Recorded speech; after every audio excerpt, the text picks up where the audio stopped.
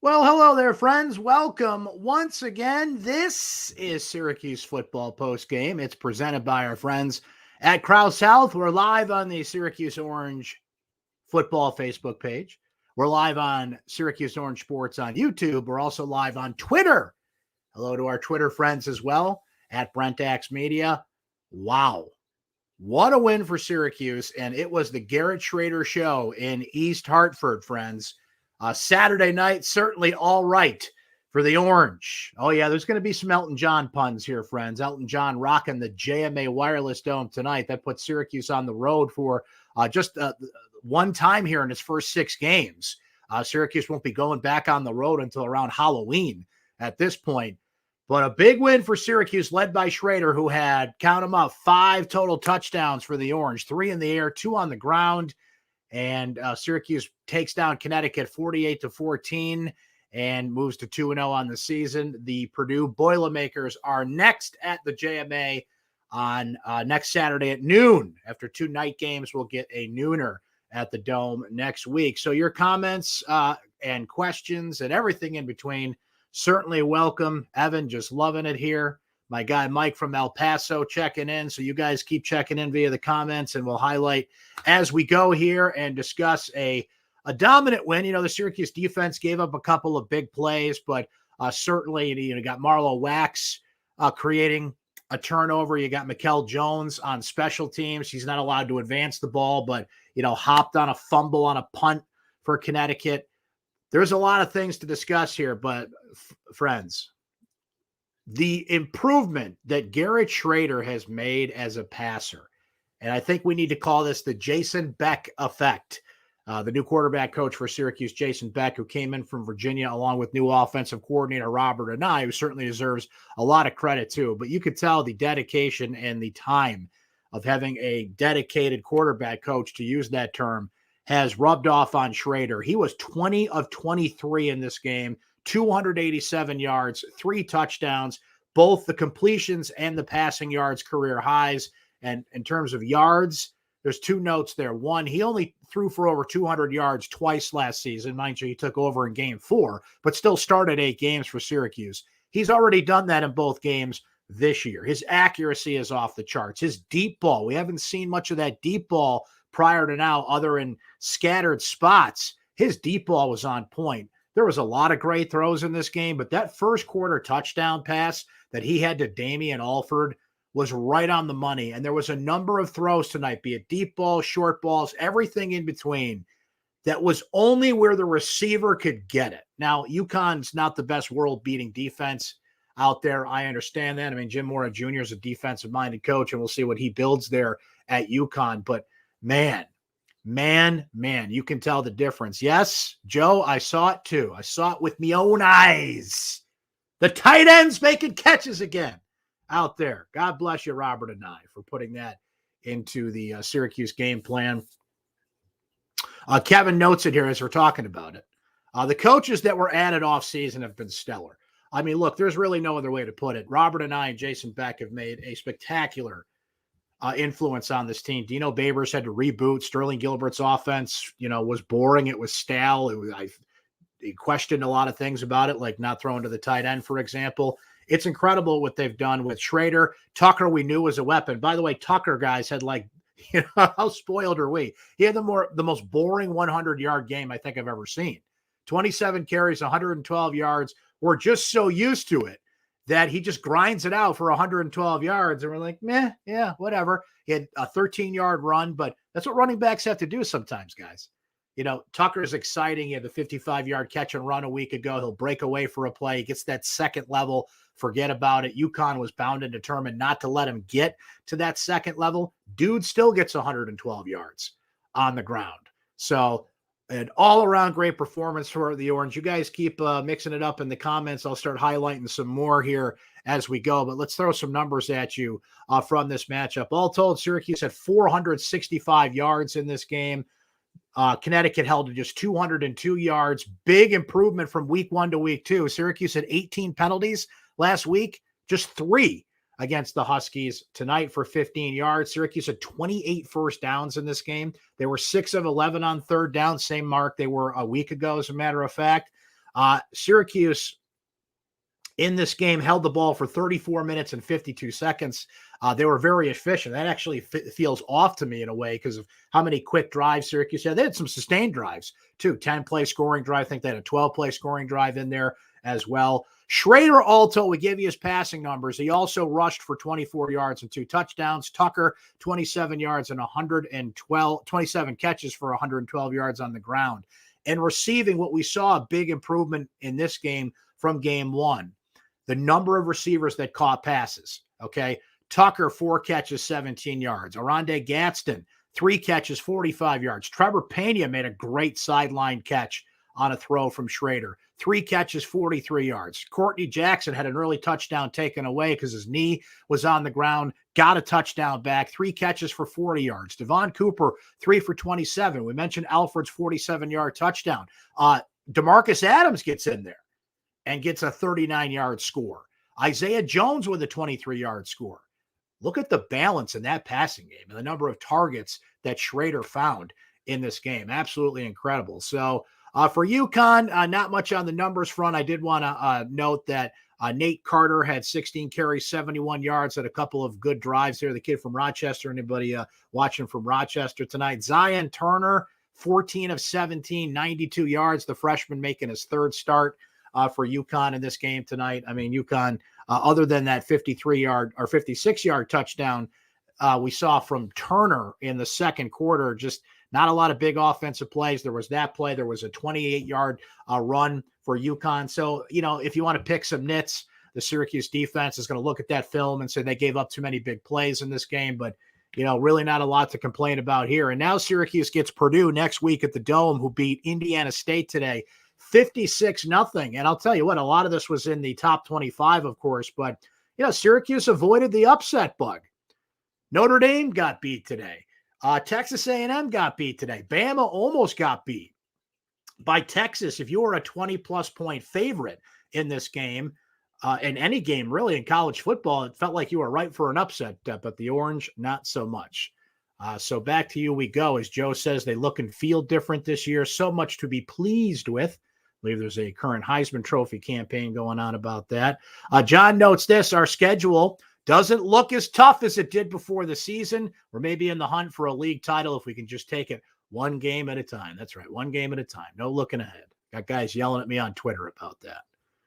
I'm in the media. I don't have to take it one game at a time. I can look ahead. But if the team takes it one game at a time and lives that old cliche, then they're going to put themselves in good position here. Rob says it here too, a new special teams coach to add to the mix as well. And that is a great point, Rob, and a dedicated full-time special teams coach. But I'm going to go back to what you were saying a minute ago, John.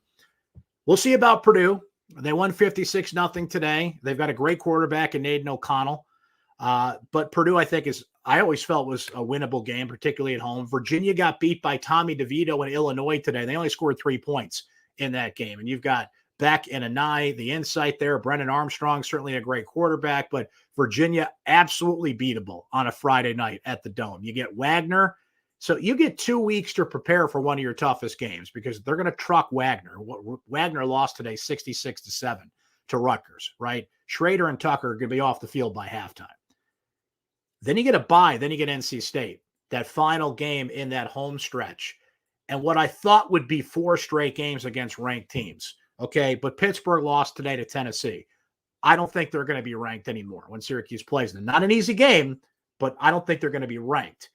Notre Dame's certainly not going to be ranked if they continue at this rate. They got beat by Marshall today in South Bend. That team is, look, I like Marcus Freeman. I think they made the right choice in that coach there. That is a terrible loss for Notre Dame. After what you did to looking good against Ohio State last week, you go out and stub your toe against Marshall at home. Shout out to Marshall. Shout out to the Sun Belt. Appalachian State pulled off that win over Texas A&M. But that is a great point. And look, there's a lot of name brand teams in there, and nobody's, saying it's going to be easy, but easier, certainly. On paper, that looked like as tough a schedule as it can get, but that's why you play the games, friends. And that 4-in-a-row stretch there, Clemson's in there too.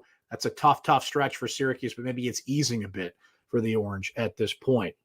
Sean notes this: Louisville beat UCF. They are no pushover. I was feeling good coming into this game. Yeah, nice bounce back for Louisville. Bit of a struggle for them on a Friday night, but they got the win. David says, Brent, what'd you think of the broadcast? Listen, the broadcast was it was bad.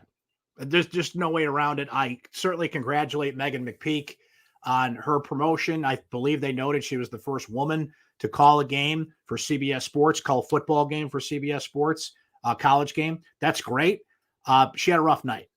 She didn't have, I think she was trying to play it even on both sides. Not a lot of energy. She kept saying timeout on the floor. I think her basketball instincts were kicking in there. She was a basketball point guard. She misidentified Syracuse players.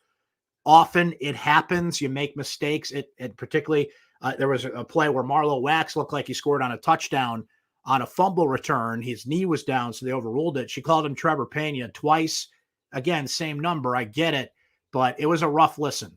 And it wasn't just Megan, by the way. That whole broadcast, it felt third rate. At least they were there, in COVID times, we had broadcasters in their living room and the delay there. And, thankfully they were there. The music was cool. They got that CBS Sports music. Dun, dun, dun, dun, dun, dun, dun, dun. It's going to be the Big Ten music coming up soon, right? But to answer your question, I thought it was a rough broadcast. I really did. I hope she gets better, and I think she certainly will. But if you're asking for my opinion, it was rough. It was a rough go. Just too many mistakes and too many things that stood out that can't stand out on a broadcast, right? Let's see. Mike says, by God, Brennan, only took them 7 years for them to listen on using the tight ends. You just got to stick to your guns. Got to stick to your guns, Mike. And then eventually they crack, right? That's how it goes. Allison says, I think people need to give Syracuse some respect. Louisville's a good team, and look what they were able to accomplish. Syracuse is certainly going to start to get some notice out there nationally. They'll get more votes. I don't think they'll crack the poll this week. They got 4 votes in the coaches poll last week. They did not get any votes in the AP poll. They will absolutely get AP votes this week, as will the coaches poll votes. They won't crack the top 25, in my opinion. They beat Purdue, beat Virginia, go to 4-0. They'll be ranked, no question about it. And that looks a little more attainable for Syracuse, right? Look at the early part of the schedule. People looked at it and said, look, they could be 4-1, 5-0.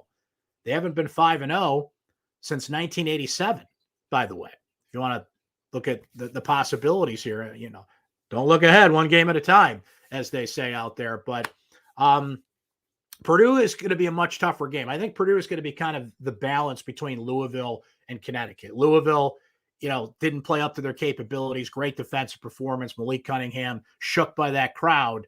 UConn was too easy for Syracuse. I think Purdue is going to be somewhere in the middle there. Hopefully the crowd can bring it again. It's a noon game. Not as much time to get lathered up for that one, if you will. So hopefully the team and the crowd and everybody coming right out of the chute next week, noon at the JMA Wireless Dome. The atmosphere in the home opener was great. And look, people are feeling good about this team. It's a fair weather sports town. Let's be honest here. I think some people are feeling good about this team. They're starting to look at it and say, okay, they're worth my time. And I think that Purdue game is going to certainly be more well-attended than it would be otherwise if Syracuse had lost one of these 2 games. Blake says defense was great again today, minus a few plays. How do you see them next week? Purdue put up 56. Aiden O'Connell is a great quarterback, great pocket guy. But, man, if you can shut down Malik Cunningham, you can get after that kid. And they put up points. Purdue scores. Jeff Brom is an aggressive offensive coach. He's going to be one of the most aggressive offensive game plans Syracuse is going to have to face. I kind of like that tit for tat between what Brom is going to bring versus what Robert and I is going to bring. I expect a like we said, kind of in the middle, a closer game, more of a shootout, more of what I thought the Louisville game would be. Purdue's impressive. Now they chunked it against Penn State earlier this year, so their defense is certainly vulnerable. That's the balance on that one. I don't take much from beating Indiana State 56-0. Today, here's Jeff saying that Schrader and Syracuse going to get some love nationally this week. Jeff, I'll tell you what, they got some love last week. PFF rated Schrader the best quarterback in college football. They do a team every week where they kind of list the team of the week, and they put a player from each position on that team. Schrader was the quarterback. Kirk Herbstreit said Syracuse had one of the most impressive performances in week 1. last week. So I do think they'll get some more this week and people will start to notice, but they actually got some last week. To be honest, if you were looking out there. Connor just says, great game, go Orange. He's excited. Jack says, is Tucker the only running threat? Yeah, it's interesting because there's so much on Tucker. We heard about Juwan Price, the transfer from New Mexico State, but LaQuint Allen, the freshman who got out there a little bit in the fourth quarter tonight in garbage time, up on the depth chart above him. And, it's all Tucker all the time.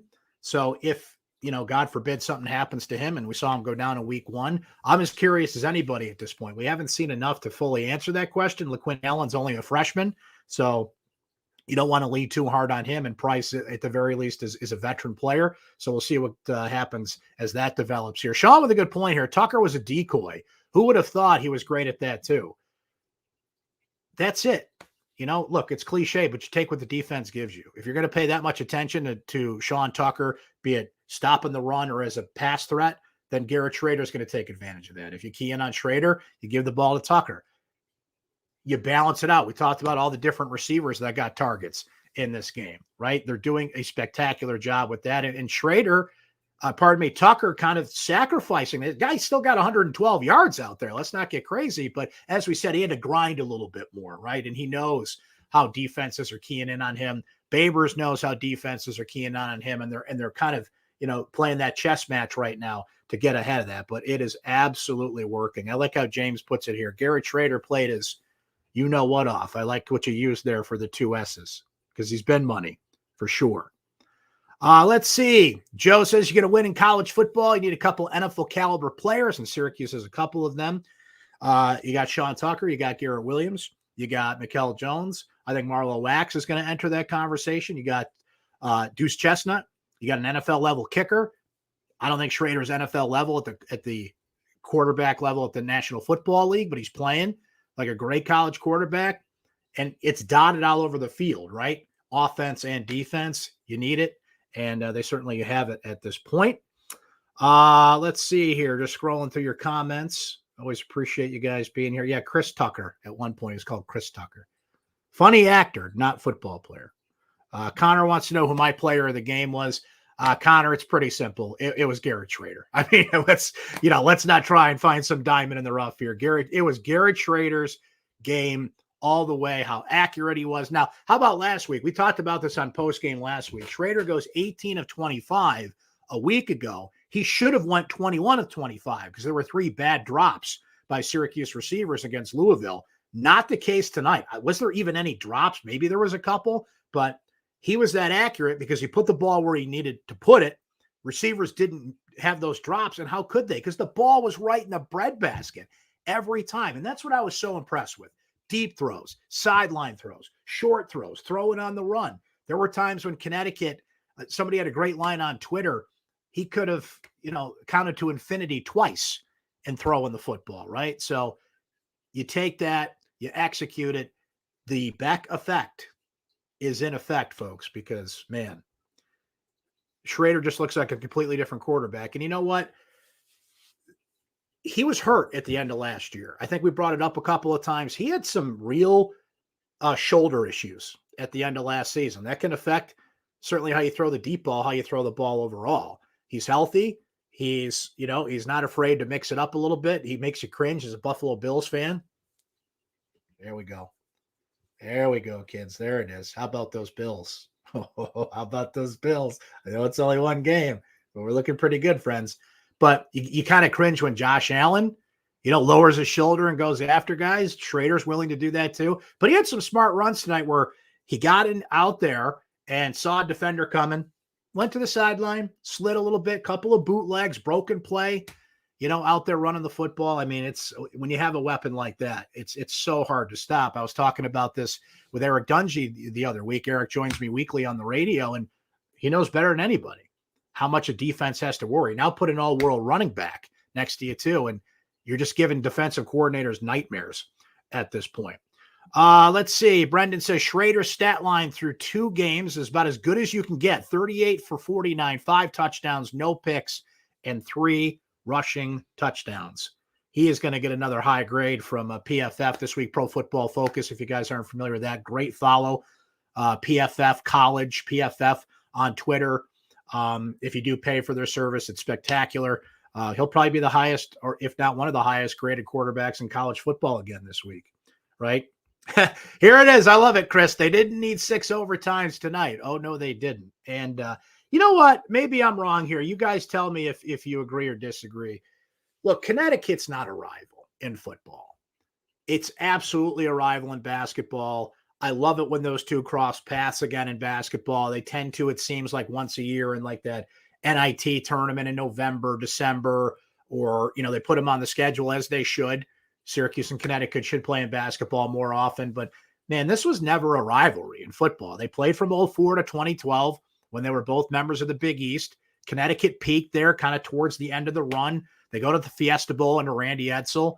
But as this went, either Syracuse would kick their butt or, frankly, UConn kicked Syracuse's butt a couple times in this series. This is the 4th straight win for Syracuse over UConn. They had not played since 2018. So I think 2018, it was 51-21. Eric Dungy and company putting up a huge day. Today it's 48-14. So, look, a rivalry's got to be a two-way road. You got to play every year. You got to at least be in the same conference. And that's what sucks about the Syracuse football thing, if you will. There's no true blue rival, right? It's not Pitt. Pitt's rival, ask 100 Pitt fans, they're going to tell you it's either West Virginia or Penn State.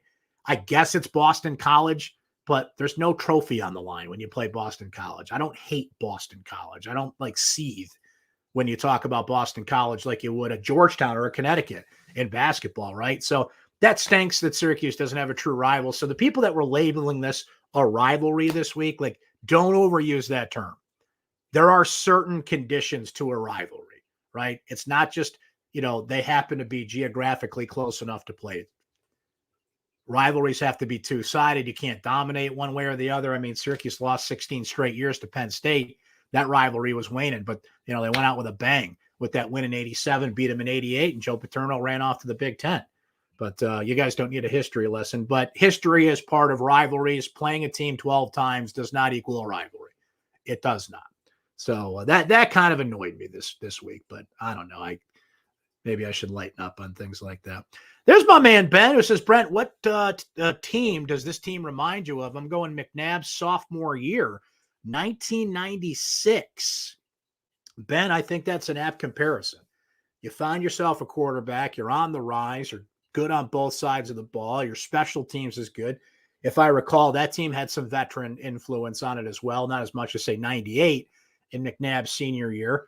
But I think that's a great comparison, right?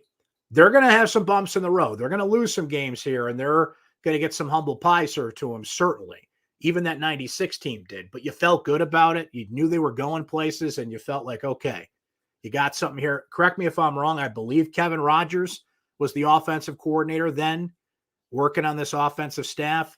You felt good about the juice that he brought to the table. People are certainly feeling good early about what Robert and I and Jason Becker bring in here. So, Ben, that is a terrific comparison, if you ask me. You guys answer that question, too. What team does this remind you of from the recent past? That's a great question put out there for our guy, Ben. Rob says, if UConn were to have to become a rival in football, it would have happened when Coach P was hired. He was able to have the success that he had at Syracuse. That's a great point, Rob. Coach P goes, now, Coach P was fired at Syracuse in 2004.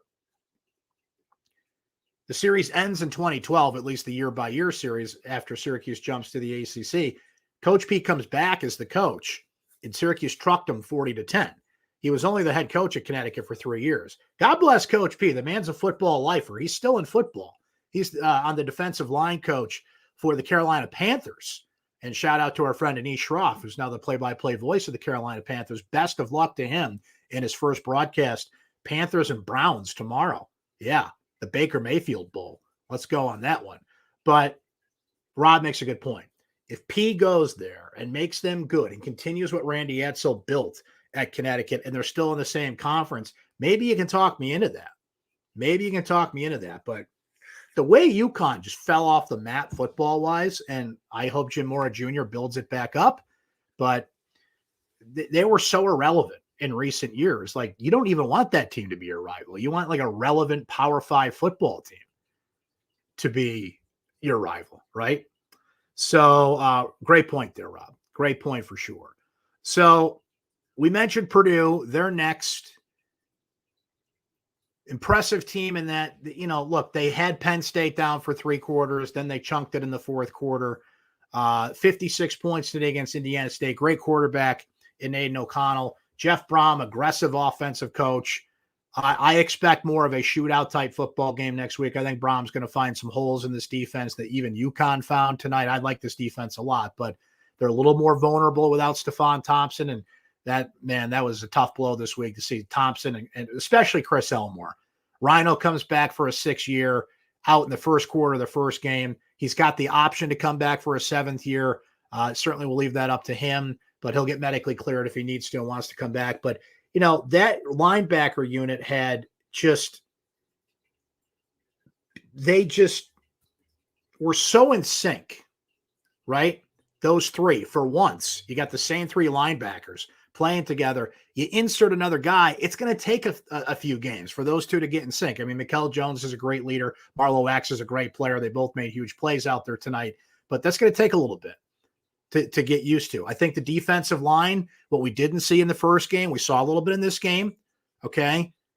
There was credit to UConn. I mean, they got their butts handed to them overall, but they were physical on a few drives. We talked about those big plays they broke out. It's an adjustment for that defensive line. It's going to take them some time to settle in with so many new players up there. But what I love about Tony White's defense is just the further back you go, the better it gets, and the more experience and talent is back there, right?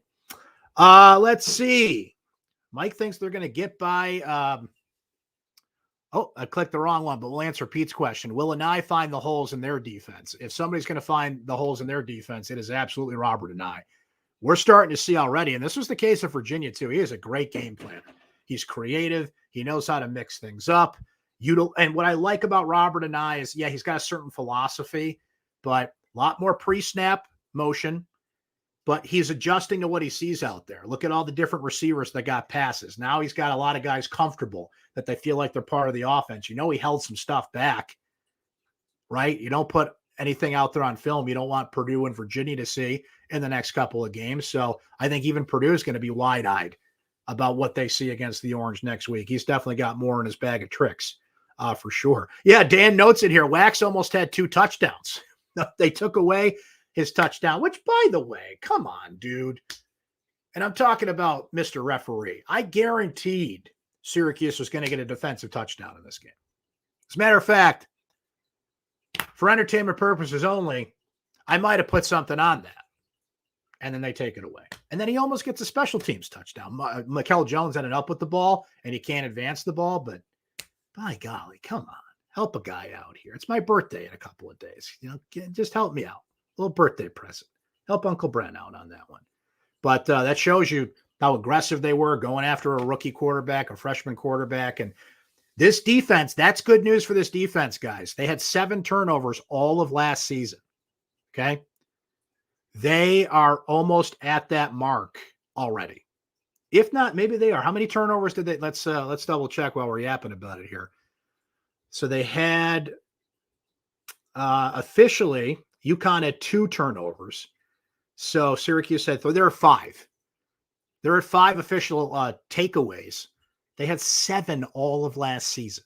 Like, it's all coming together for these guys on that side of the ball, even with a couple of things we saw today that, they just got to clean up and hopefully minimize the damage against Purdue. Purdue's a better team than Connecticut. I think we're going to see more of a shootout next week, but hopefully we continue to see entertaining Syracuse football because, man, this team's been fun to watch. If anything, folks, through 2 games and there's a long season to go, this is a fun team to watch, and that is all you can ask for, right? Okay, what do you say we end it there for tonight? I got to go write a column. My column's up now. Best and worst. I do kind of a short best and worst column that goes up pretty much right at the buzzer, so you guys can read that now if you're watching us live here. If you're watching later on YouTube or on the replay, you can read my best and worst column. My recap comes out on Sunday mornings. Emily Liker and Nate Mink and crew have a lot of great stuff coming your way the rest of the evening and on Sunday as well. recapping this one. So I hope you can read all of our coverage. But always appreciate you guys coming by live here. We'll be back next week. So it's a noon kickoff, about 3-ish or so. We'll be on here on these same channels. If you do miss it live, as I mentioned, YouTube. We put it on social media. You can find the YouTube clip embedded in my recap on syracuse.com. The Facebook page has a replay you can go back to. Plenty of places to see the show if for some reason you do miss it live. But I always appreciate you guys coming in and being live. Thank you so much for the birthday wishes. By the way, it's my Syracuse birthday, 44. There you go. Could be karma for this year. We shall see. But I appreciate all that. Appreciate you guys coming by as always. We'll talk again next week after Syracuse takes on Purdue. Don't forget Orange Weekly live on Thursdays at noon on these same channels as well. So until we meet again, friends, enjoy the rest of your weekend.